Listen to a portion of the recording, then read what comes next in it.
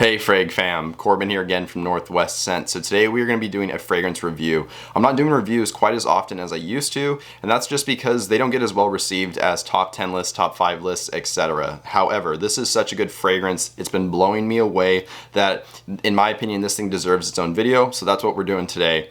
Not only that, in my current opinion, this is probably one of the best designer ouds on the market. The quality here is insane and it just smells so good. So if you guys are interested to hear about this fragrance, please stick around. But first, let's roll that intro.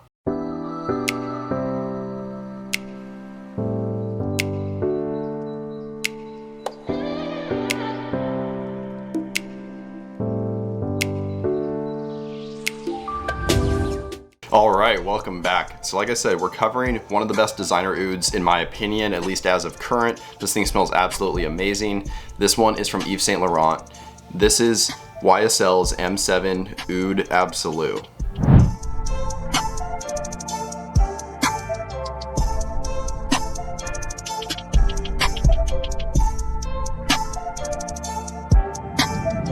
So starting out right off with the basics of the fragrance, the classification is an amber woody. The perfumers are Jacques Cabier and then Alberto Marias, and then the release year was 2011. Now going over to the presentation side of things, I don't want to show the box here, and I've talked about this many times. Unless the box is really high quality, you know, just has a lot to the presentation, it's not generally something I want to show because it's usually they're just kind of thinner cardboard boxes, and to me that's not that special. However, with the bottle side of things, I think it's a pretty good looking bottle. It has this cubical shape, and then the cap actually kind of sits angled, and this is actually how it sits. So you can see it's mostly locked in place. It has a little swivel to it. You have the name of the fragrance, M7 Oud Absolu, with the name of the house right underneath. Again, it is a cube. On the side here, you do have the main notes, and then there's nothing else going around the sides. On the bottom, you have your batch information right there. I think we got it. There we go, right side up. And then everything else you would normally get on the bottom of a bottle. And then as far as the cap, it is snug and it clicks into place. Here's the atomizer right here, just your normal kind of YSL atomizer. And that's basically the presentation on the bottle. So it looks pretty good. I think it's sleek and elegant. One interesting thing is that it actually comes in an interesting size. This is 2.7 ounces, which I'm not 100% sure what that is in mils, but it's a very unusual size. I don't think I've ever seen that exact size amount in any other fragrance. So just kind of a key note for this fragrance. But with all that out of the way, that's the presentation. Now we're gonna get over to the scent itself.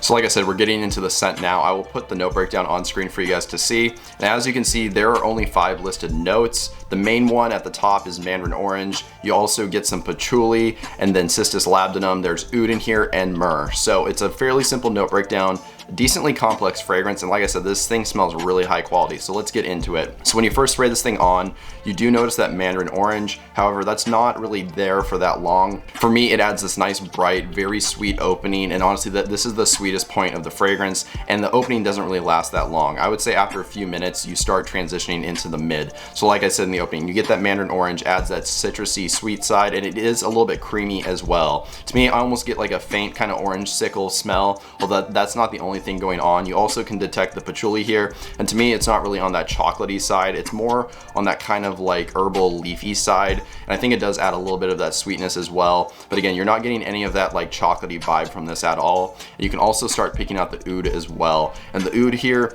it is like an obvious oud, at least in the way it smells to me. It doesn't come across just woody. You do get kind of this oudy smell, but I don't mean that in a bad way. It doesn't come across fecal, animalic, anything like that. It's just kind of this dark, peppery, faintly dirty wood, and I think a little bit of that leafiness kind of contributes to the dirty smell as well, which of course that leafiness again is coming from the patchouli. It is kind of a slightly earthy, slightly dirty, dark, woody, peppery, fruity opening. It smells really nice. I don't think I've ever smelled anything quite like this. We will talk more about that in the dry down, but to me the opening is amazing. So once you get into the mid, which like I said earlier shows up pretty quickly, I would say within 5 minutes, you basically lose that mandarin orange. So it's not bright, it's not fruity, it's not overly sweet anymore. It darkens up quite a bit. So the oud here does come across a lot stronger to me, but I think that's just because it's not as overshadowed by the citrus just like it was in the opening. You also do get some myrrh here, adding a sweet resinous quality, but again, it's not as sweet to me as the opening.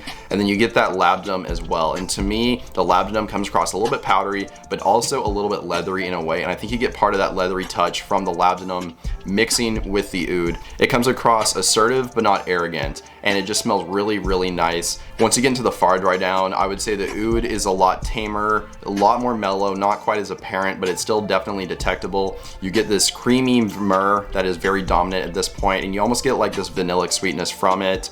In all, there's not as much going on in the base, but it is still really nice. And what I like about this fragrance is really how transitive it is. You know, it changes so much from the opening to the mid and then to the dry down. It's not the same fragrance through and through, which if you like fragrances that develop and kind of take you on this fragrance journey, this one's really nice because of that. On the flip side, if you like a fragrance that's very linear and smells basically the exact same from the opening all the way into the dry down, you may not like this one quite as much, just because it does tend to do that a lot, especially on my skin.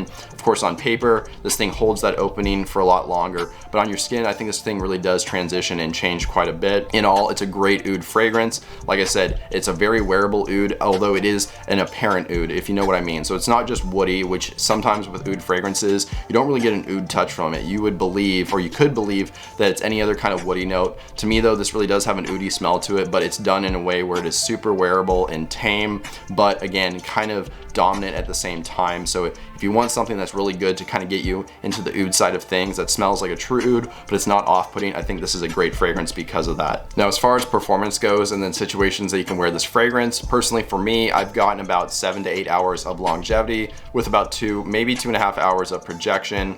So after that 2.5 hour mark, it is sitting fairly close to my skin, maybe projecting a very small amount, but it's mostly just a skin scent at that point. And again, I can detect it all the way up until about the 8 hour mark. So it has good performance in my experience, but nothing amazing.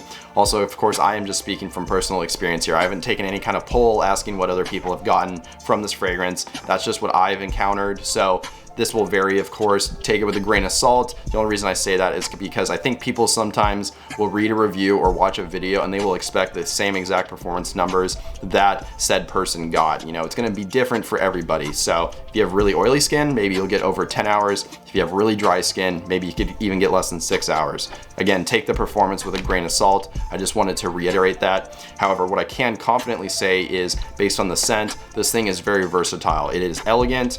You know, it's this amazing designer oud, very wearable, and because of that, I think you can wear this in many situations, basically bar the gym or something super casual like being by the pool, for example, in the extreme high heat. I think you could wear this casually, formally, all the way up to like a suit and tie, a tuxedo, whatever. You could wear this in tons of situations. I think this would honestly work in the office as well because, again, once you hit that mid, it's not overly sweet. So a very versatile fragrance here. Again, smells really nice if you can't tell based on how I've described it in this video. I absolutely love this thing. Just an awesome, well-rounded fragrance overall. Well, there you guys go. That was my review of YSL's M7 Oud Absolu. I hope you guys enjoyed this review. If you learned something or if you found it helpful, I would really appreciate dropping a like just to show your support, and then that way more people can see my videos on YouTube. Additionally, if you want to write a comment, maybe just let me know your thoughts, as well as some new video ideas or topics, that would be great too. And since you're down there doing all that stuff, if you have not already, if you could hit the subscribe button and then the bell notification, that would be amazing. That way you stay up to date on new videos whenever they get released going forward. But with all that out of the way, that's all I really have for you guys today. So I hope you have a good one. Stay healthy, stay wealthy, and smell great.